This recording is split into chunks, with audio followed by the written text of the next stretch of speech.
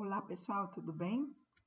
Eu gravei essa aula aqui para a gente esclarecer algumas coisas, como vocês vão organizar os resultados de pesquisa, né? Como que vocês vão organizar e como que vocês vão inserir esses resultados lá no projeto, ok? Então, vamos lá. Inicialmente, vocês, né, vão visitar uma das bases de dados que vocês previamente definiram, né? Elas estão informadas lá na parte de métodos do trabalho, né? Quando vocês estiveram dentro da base, no caso aqui, eu tô citando o exemplo da PubMed, vocês vão digitar as palavras-chave. É interessante que elas sejam ligadas pelo E, né? Quando você liga essas palavras pelo E, então, vocês vão selecionar os artigos que falam dos três termos, né? Então, aqui, biomedicina e câncer de mama e biomarcadores. Eu digito as palavras e clico em procurar, né? Vocês podem ver que apareceram aqui 606 resultados. Bom, tá pronto? Ainda não. Esse é o início de tudo, né? Então, agora, a partir daqui, eu vou aplicar, então, os critérios de inclusão, ok? Vamos ver como que a gente vai fazer isso. Aqui, primeiro, né, o que a gente vai ver? Vocês começam a escolher, aqui vai depender da base de dados, mas no caso da PubMed, no canto esquerdo, ali terão as opções, né? Então, você vai escolher aqui o texto completo gratuito, né? E o tipo de artigo vai depender do que vocês definiram, né? Vocês vão querer livros, documentos, ensaios clínicos, meta-análise, testes, análises, revisão sistemática, enfim. Então, ali vocês vão definir, né? Escolher que tipo de artigo vocês vão querer, aquilo que vocês vão incluir ou não, né? Ainda tem a data de publicação, tá? Vocês vão ter que definir também. Últimos 5 anos, 10, né? 1 ano, pode ter um intervalo, você clica aqui no intervalo personalizado, aí você vai informar a data correta que você quer, né? E ainda tem, vocês podem ver aqui, filtros adicionais. Clicando aqui, vai abrir uma outra janelinha, onde você pode escolher aqui mais coisas ainda, por exemplo, o idioma, né? Pode definir os idiomas que você quer.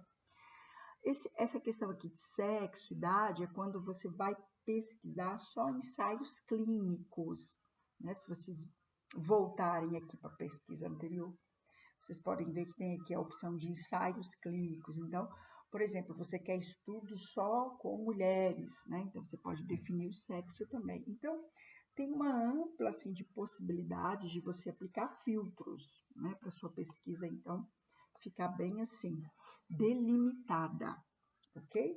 Então, você vai ver que quando você aplica os filtros, aquele número lá inicial de 606, ele já vai ter uma modificação bem grande, ok? Como vocês podem ver, depois que eu apliquei os filtros, os critérios de inclusão de 606 passaram para 302 artigos ou documentos, tá? Então, agora eu fiz a busca pronta, ela está pronta. O que eu faço? Eu não posso esquecer de favoritar essa página.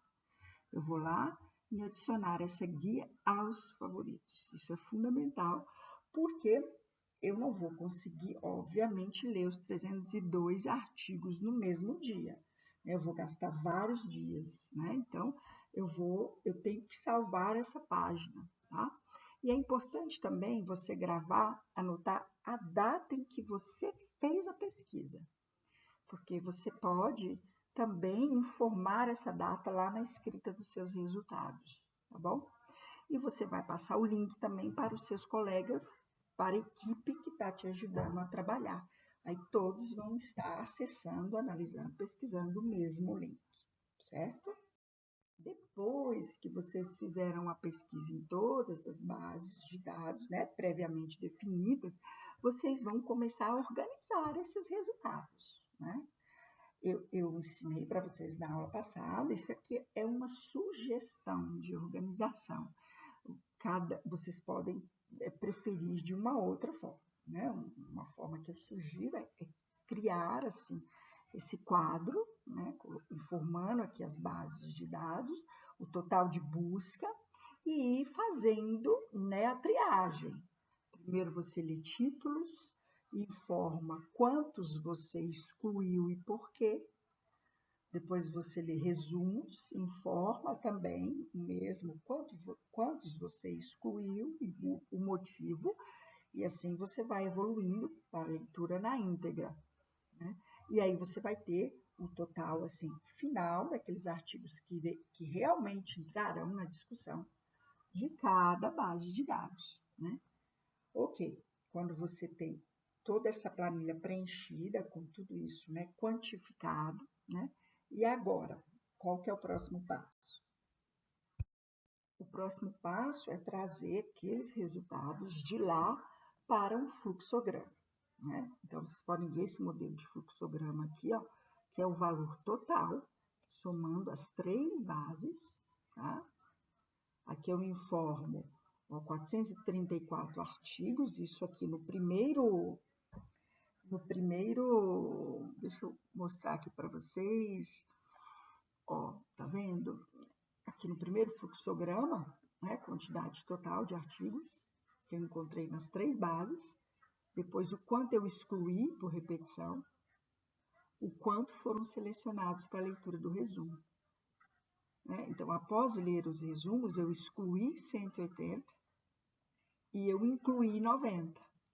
Por que eu excluí 180? 60, porque falavam de outras técnicas, né? Aí vai depender da pesquisa, e 40, porque fugiam do tema. Esses 90 selecionados para leitura integral, eu ainda excluí 75, porque fugiram do tema, e 15 foram finalmente selecionados. Então, uma forma de fluxograma, eu deixo bem explicado ali o meu resultado quantitativo, tá? Então, aquela tabela vocês vão transformar em um fluxograma, tá? Dessa forma aqui que eu estou explicando para vocês. Existem modelos diferentes, aqui é um outro modelo, ó. Identificação, né? O primeiro passo. Busca nas bases, eu encontrei esse número total, 8.662. Né? Aí outras fontes, no caso, livros que você tem, um acervo próprio, então uma, né? E aqui ela vem fazendo a triagem. Após remoção de duplicatas, né? Excluídos por meio de título ou resumo. Então, vem explicando aqui como que foi o processo, né, de eleger, de incluir, né? Então, é uma outra forma de fluxograma também. E tem diferentes modelos que vocês podem escolher o que vocês gostam mais, se adaptam mais, enfim. Então, a tabela anterior, ela não aparece no projeto.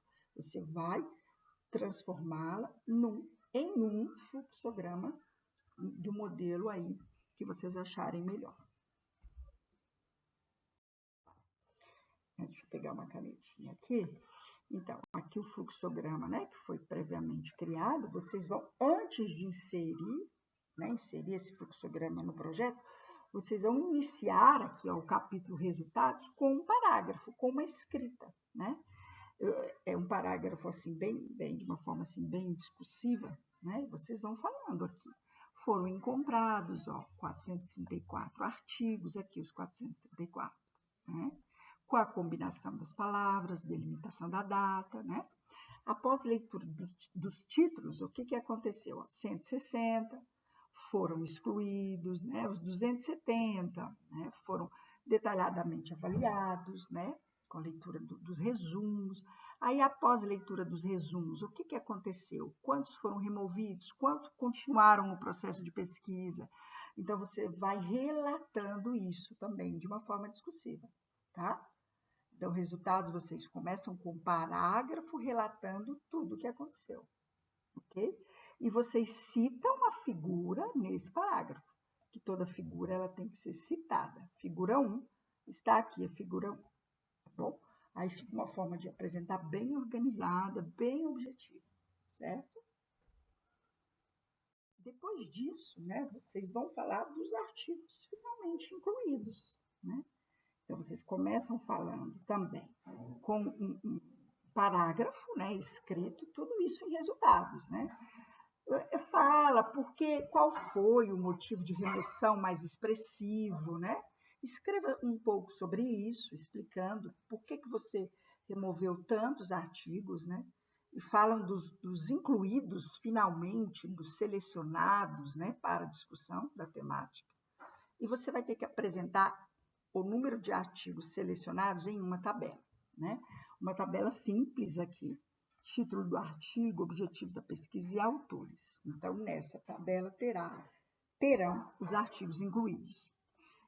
Se você tiver uma pesquisa muito grande, 100, 200 artigos, não vai ter como você fazer uma tabela com tantos artigos assim. Então, você pode fazer uma tabela com os 15 artigos mais relevantes, né? Os principais, o que você utilizou mais na discussão. Aí você tem que explicar isso aqui na escrita, óbvio, né? E aí os 15 artigos, então, estarão na tabela abaixo, ok? Então, pessoal, é isso, né? Inicialmente aí que eu tinha para explicar a respeito da organização dos resultados, tá? Qualquer dúvida é só me procurar e daqui a pouco eu vou falar com vocês sobre como vocês vão preparar a discussão. Até mais, boa noite.